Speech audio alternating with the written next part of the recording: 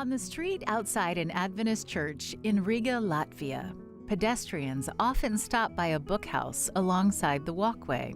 This small house contains a variety of free literature.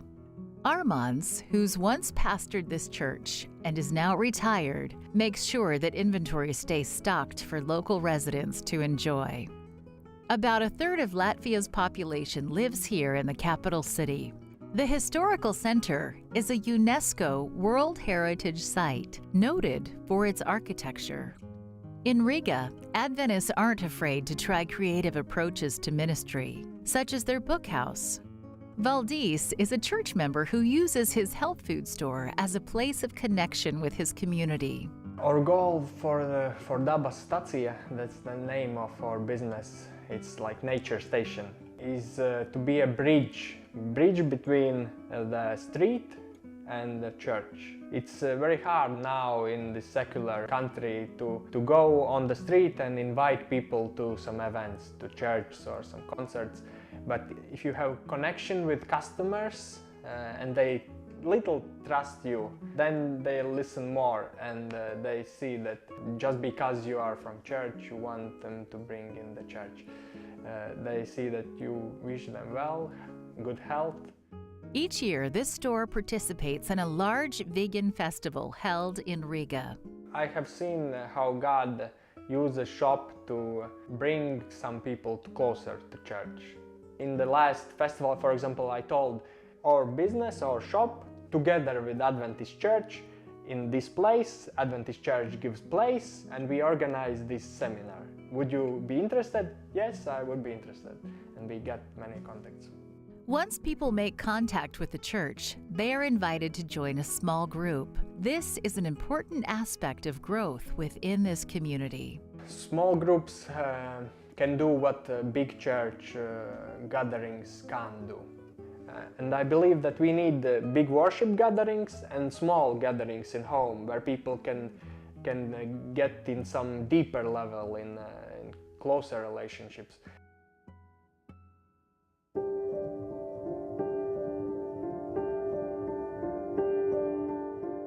Zane's marriage was falling apart. She and her husband decided it was best to separate.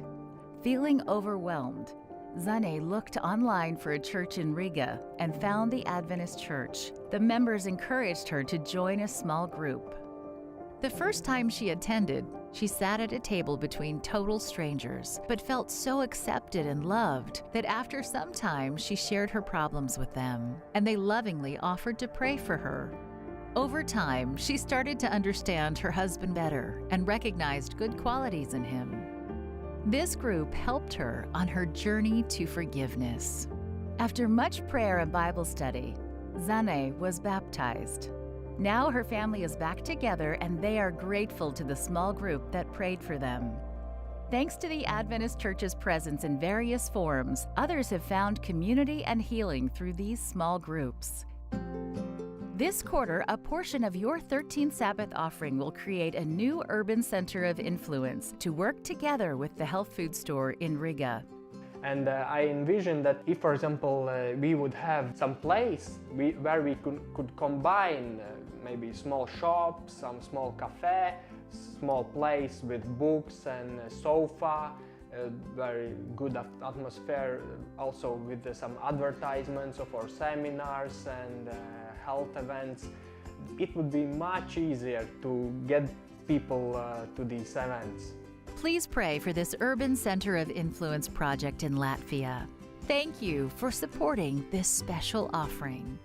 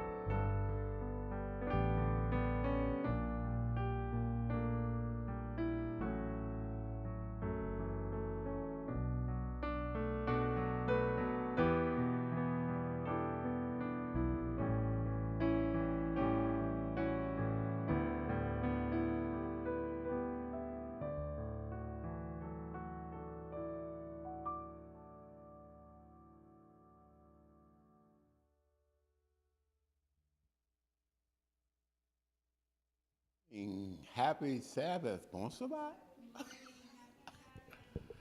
It's, oh, you guys are the troopers. You made it through this. Oh, it's not so bad now.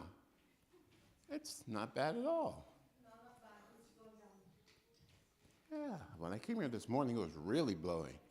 But whatever. It's about that. I got my hair wet, see? I hate when that happens. It's announcement time. It's so good to see you guys here. Really, really is. We begin our announcements with prayer meeting. Prayer meeting is every Wednesday. The link is on our website, Princeton SDA church.org. Just click on it and you get the Zoom link to the website. Sister Abby in the back will be doing the testimony today. I just have to linger on this for a while. She's my caterpillar who's become a butterfly. You know, there's a story there. She has a testimony. I know you'll be blessed. We've gone through Marcus's testimony. He introduced us to Matilda. Anyone remember what Matilda means? I mean Mariah, rather. Mariah. Mariah means God is my teacher. Jesus is my teacher. God is my teacher, rather. Then we had Jay's testimony. Now we're going to have Sister Abby's. So it's a nice thing about a testimony. It's your personal story. It's real, it's relevant, and people are blessed. Next. The offering is for local church events. And yes, I will show a little video to highlight the local church events. Next. And of course, during the time, you can donate to our accessibility project. That is the wheelchair ramp that's going to be built over here. We have a few $1,000s in. We're slowly moving toward the goal. Next. Now, there's going to be a women's ministry retreat on October 27th to the 29th. I think you can see Janelle if you have more questions about that. Now we have to take a vote to make this official. There's some weird guy named Andrew. I've never seen him before, but he has something to do with our audiovisual department. So to make things nice and tidy, yes, he's in the position, we need to entertain a motion for a vote. So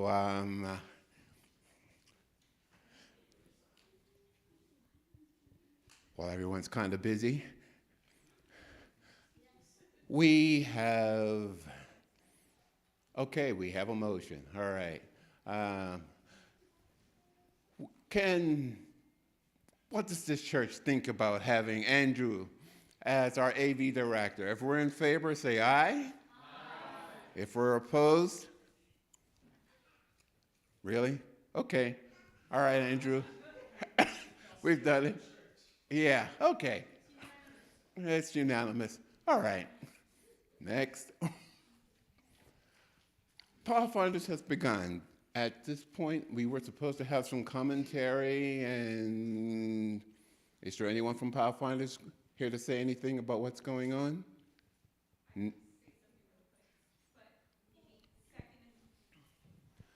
Well, yeah, I got a message to allow for some commentary.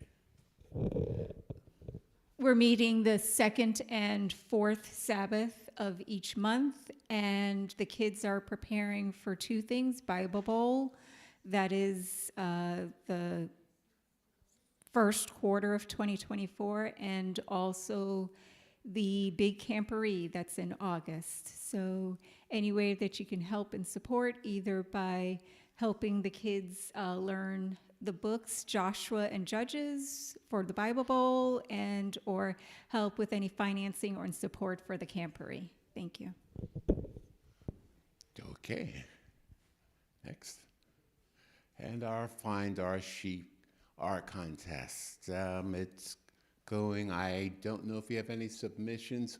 One of the challenges is that we can't access mail remotely because the verification code keeps going to Baraka. That creates a bit of a problem.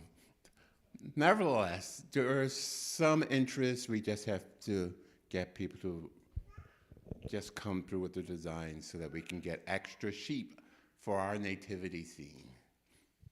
Next question. How many sheets are we going to put together?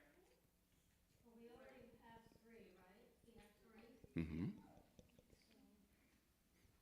So is there a limit?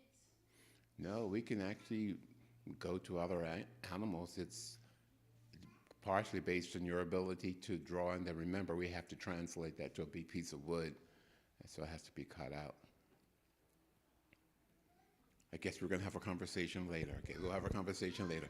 So there's a conference-wide youth rally at Robbinsville on October the 28th. Next. And we're searching for volunteers. That guy up there that we just voted in, Andrew, needs some help because people need rides to church.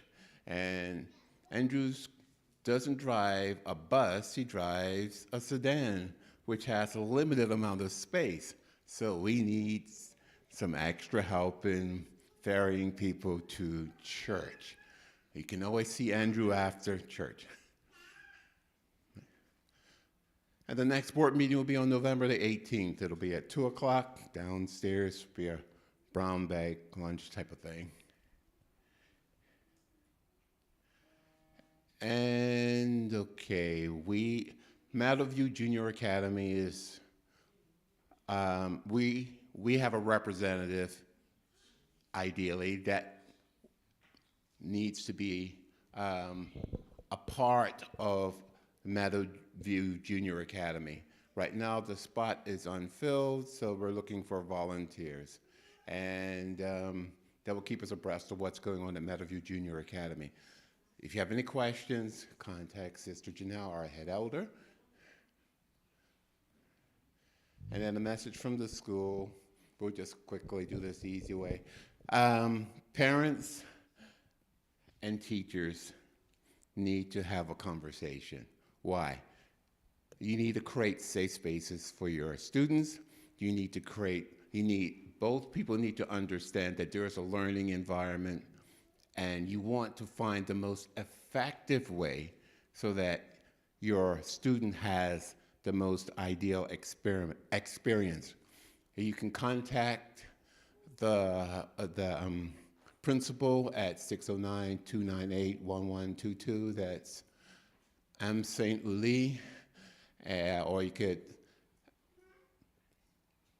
could email her at m-uliusse@mvja.org. But take a screenshot of the slide if you're going to have some contact with her. And next, that should be it.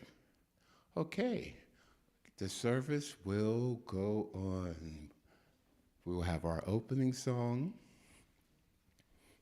followed by opening prayer. Welcome.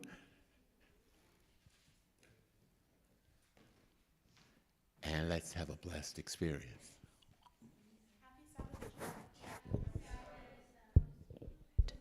Okay. Our first hymn will be hymn number 100, Great is Thy Faithfulness. Please stand with me.